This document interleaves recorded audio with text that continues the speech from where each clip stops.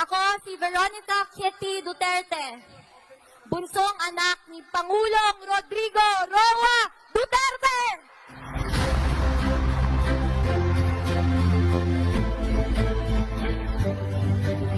Unang-una, nagpapasalamat ako kay Tito Rodante Marcoleta sa pag-imbita sa akin at sa mama ko ngayong gabi. Pasensya na po at medyo natagalan kami dahil may klase po ako buong araw kanina. Ang mamahanilat ko rin po pala ay taga rito sa Bulacan.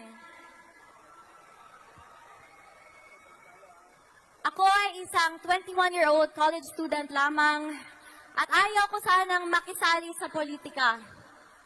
Pero nang dahil sa pagkidnap at pag-abuso nila sa tatay ko, nandito ako ngayon para ipaglaban hindi lamang ang pamilya ko, kundi ang bansang Pilipinas.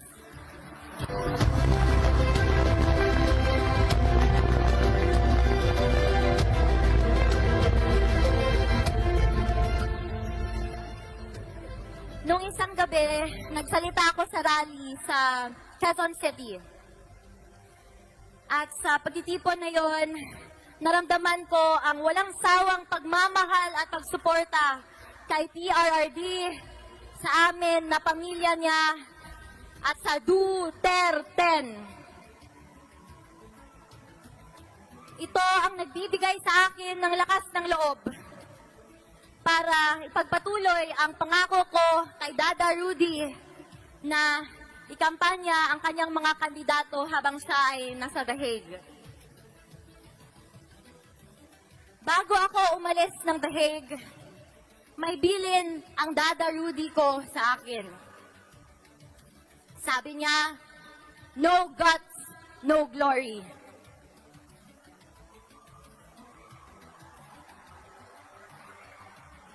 Sa mga kababayan ko, sa kapwa kabataan, bumoto tayo ng tama dahil dito nakasalalay ang kinabukasan nating lahat.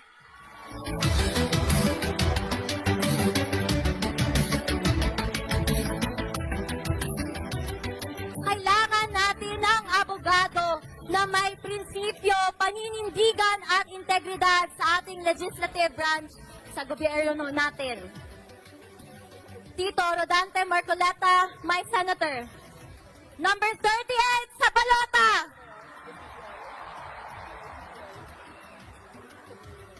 Huwag rin nating kalimutan ang PDP laban senatorial slate o mas kinikilalang Duterte.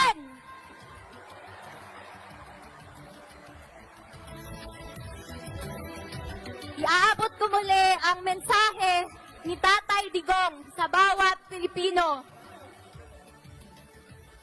Sabi niya, my love for my country is what brought me here. There was never any personal agenda involved. Mahal niya ang bayan niya. Yun lang po at maraming salamat. God save the Philippines! Pilipinas! Duterte pa rin! Iglesia ni Cristo. Alam niyo ho bang gaano kamahal ni PRD ang INC? Mahal na ang INC. Kaya pag gusto niya ng tao na mapagkakatiwalaan, nagpapahanap siya ng INC. Totoo yan, ma'am. Sir, totoo talaga yan. In fact, nung kinidnap siya, ang kasama namin na masahista namin na nakatira sa aming bahay ay miyembro ng INC. Sinama namin sa Hong Kong, nandun lang siya sa tabi, ma'am. Ngayon, pag sa Davao, pag nakatapa ako, nakikita, nagpapamasahe, siya ang nakaka-witness ng hagulgol ko sa gabi. So, ganon kamahal ni dating Pangulong Duterte ang INC.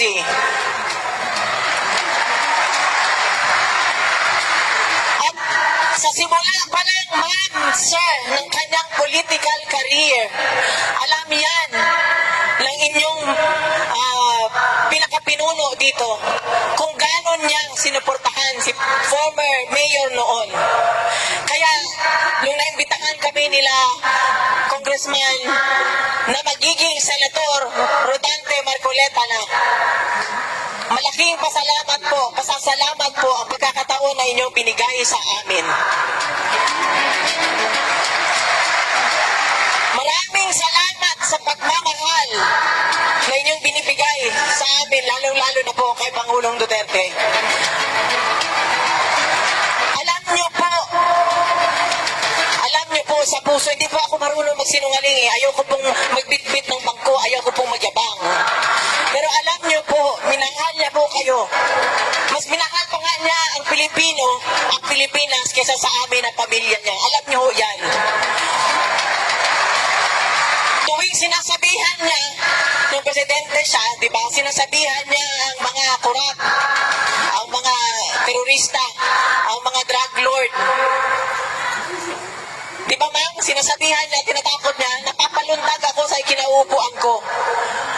Kasi sinasabi niya yun, umalis kayo. Di ba, tinatakot niya ganyan.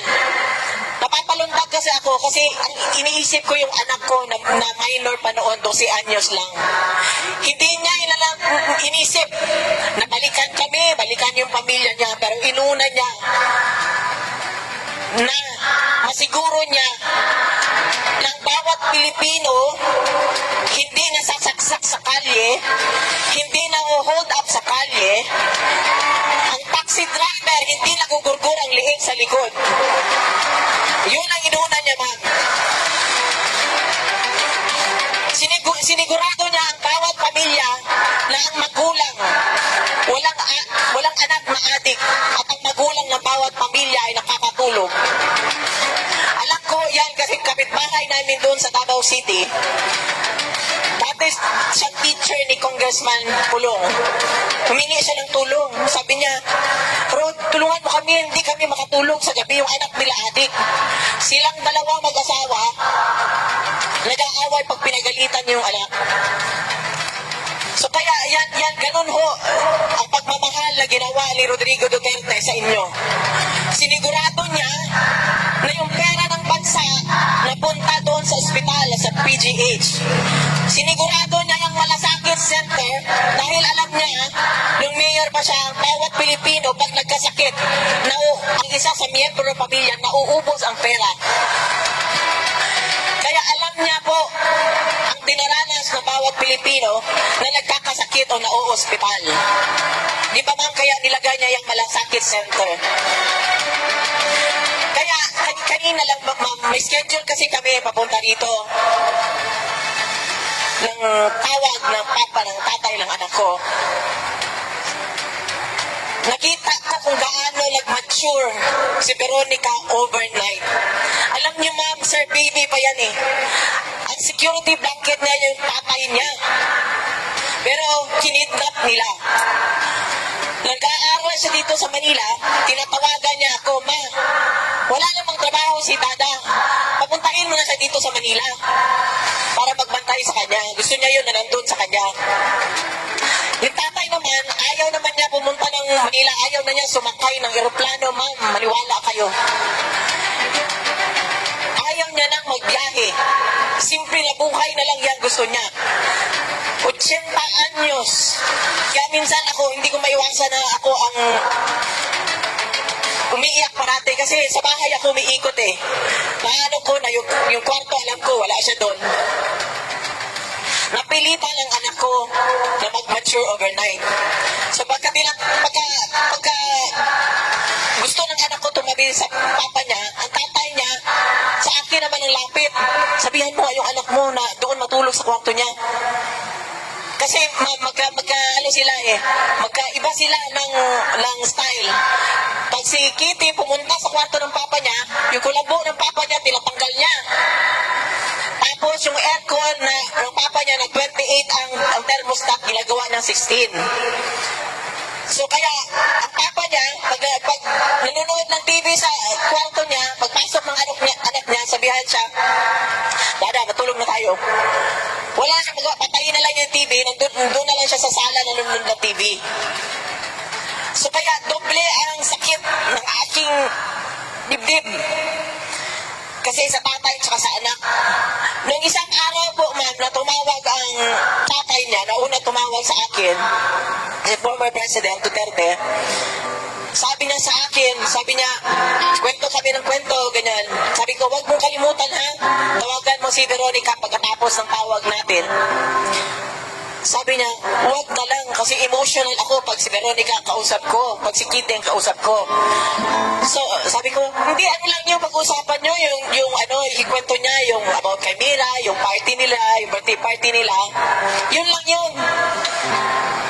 Sabihin mo na lang, ipaintindi mo na lang na ganun, na hindi ko kaya pag siya ang kausap ko, emotional ako. Ilang beses ko, iniiba ko na naman ang topic, tapos balik ulit ako sa ganun, tawagan mo. Hindi, nung hindi ko na pagkatapos ng conversation namin, tinawagan ko kagad ang anak ko. Hagulgol na ako, sabi ko, nak, sorry talaga. Kasi sabi ng papa mo, hindi daw niya kaya kung ikaw ang kausap niya, emotional daw siya. Sabi niya, intindihin na lang daw natin na siya ang nasa loob. Humagulgol talaga ako ng pinakamalakas na gulgol na ginagawa ko. Kasi ako lang mag-isa sa kwarto. Sorry ako ng sorry sa anak ko. Pero nung habang nag-uusap kami, sabi niya, ma, sandali lang ma, may tawag. Buti na lang, tinawagan niya. Tatay niya. Tinawagan siya ng tatay niya. So nag-uusap sila. Kanina din schedule namin na while nasa sasakyan kami, tumawag una kay Kitty, sunod sa akin, nag-usap sila. Sinabihan siya, mag-aaral ka. Kinwento ni Kitty yung kanyang, yung nandun siya sa rally, ginagawa daw niya para sa kanya. Alam din niya kung gaano katino ang mga INC members. Alam ni former President yan. Kaya nakita niyo yan kay Senator Dante Marcoleta. Yan ang mga tao, nakita niyo naman ang ginawa sa kanya. Magsalita ka lang sa Kongreso. Anong gagawin sa'yo? Vlogger ka, magsalita ka, anong gagawin sa'yo? Diba? Ito ang ginawa sa wala na tayong human rights. Wala ka ng karapatan magsalita. Kayo mga kabataan, kaedad na Veronica ni Kitty, huwag niyong hayaan maging ganyan ang buhay ninyo. Sana iluklok natin sa posisyon yung mga taong may paninindigan, yung mga taong kayang huminti sa pera. Kasi pag yung tao na umuoo, mas mahal ang pera, hindi nila tayo kayang ipaglaban, ma'am. Yan talaga ang masasabi ko na katangian ni former President Duterte. Sunugin niyo man ako dito. Masasabi ko sa inyo na hindi siya kayang bayaran para mapaboran ang isang tao o maging ma-take advantage ang gobyerno. Nakita ko yan nung nagtatrabaho siya. Madaling araw na ganito ka yung mga folders na pipirmahan ang pabasahin niya. Pag kailangan niya ibito, may kontratang dihado ang gobyerno, binibito niya yan. Pag may gusto parang ipalusot, dati yan, pinalusot yan eh. Nagutom kasi ang Kongreso nung panahon niya eh. Pero nakita niyo naman sa bill. Sabi ko nga sa kanya, nung binisita ko siya doon, kaya sabi niya kanina sa anak niya, this is the price I have to pay for loving the country and the Filipinos. Kailangan niya makulong. Mahirap po magluklok ng tao na kilala ka lang tuwing eleksyon. Sana Pilipino at mga kabataan, isa-isip ninyo, ito sa puso. Yung mga taong lumalabas na lang, nakikita na lang ninyo tumatakbo tuwing eleksyon. Yung binabati ka lang. Mas gusto ko makausapin kayo, mas gusto ko makausapin yung mga nasa kasto, mga sidewalk vendors, kaysa doon sa mga taong plastic Tupperware.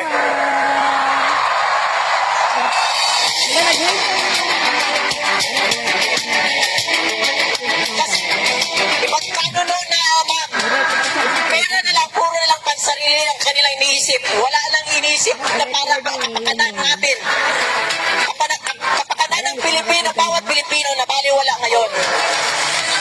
Yan ang namimiss natin dati kay Pangulong Duterte. Inuna niya ang Pilipinas, sinulingan niya kami na pamilya niya. At alam niya ng anak ko, naaawang-awa ko kasi sa 6 years, na 12 to, ano siya, yung years na yan, 12 to 8, 19, 18 siya, 20, na dapat nandyan ang tatay niya, naging presidente, nawala lang tayo sa kanya. Ngayon, na dapat, nasa kanya na dapat, yun na lang sanang hiling ko ibalik nyo na lang, miski awa na lang, para sa 80 anyos, ibalik nyo lang siya, miski na hindi to sa Pilipinas, kasi meron kayo lahat, miski sa anak ko na lang. Wow. Kaya pakiusap ko sa inyo lahat, lalo na sa susunod na relasyon, tulungan ninyo ang ating bansa. Hindi na tayo pwede na tumahimik na lang. Hindi na tayo na hindi pwede magsalita, na umuo na lang, kahit na ginagago tayo, kahit na ninanakawan tayo.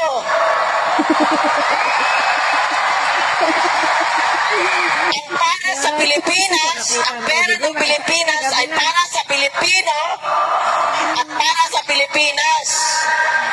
Hindi dapat yun ang pupunta sa kanilang bulsa. Bukas na. Yan, sinisipon ka. Huwag nyo hayaan, ma'am, ibigay sa kanila ang sagrado ninyong boto, ma'am at sir. Bantayan natin ang boto natin. Ibigay natin ang magandang kinabukasan sa mga anak natin at sa magiging mga anak nila. Tomorrow.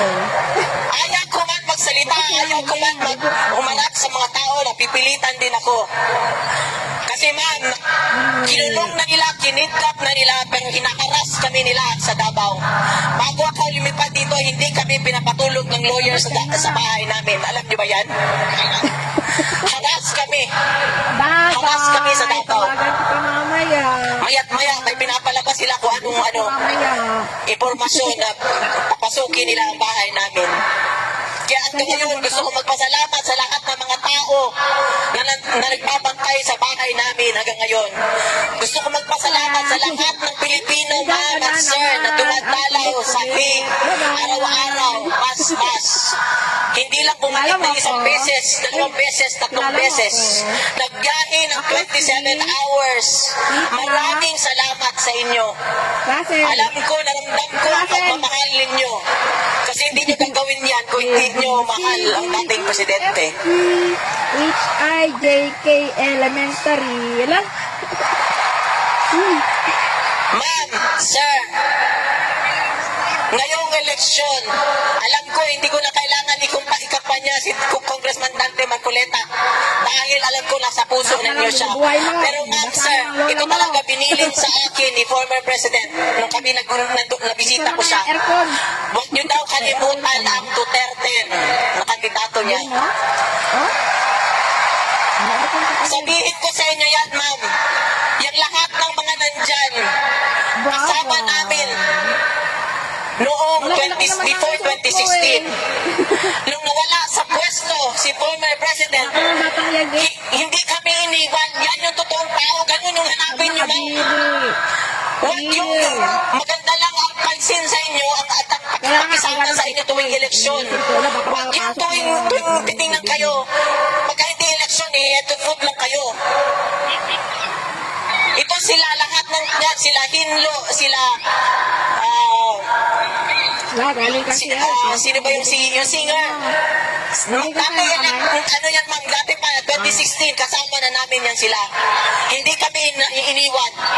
Basta yung Duterte, ma'am, hindi ko memorize. Pati si Congressman Dante Marcoleta. Hindi ko sila memorize. Wala akong listahan, may binabasa ko lang yan. Salita siya So, gusto ko magpasalamat, miski sa panaginip ko ba, gusto ko pwede lang magpasalamat ako, magpasalamat sa lahat ng inyong suporta. At sabi nga pala kanina, bago ko makalimutan, alam mo, umiiyak yung anak ko kasi Sumanilate.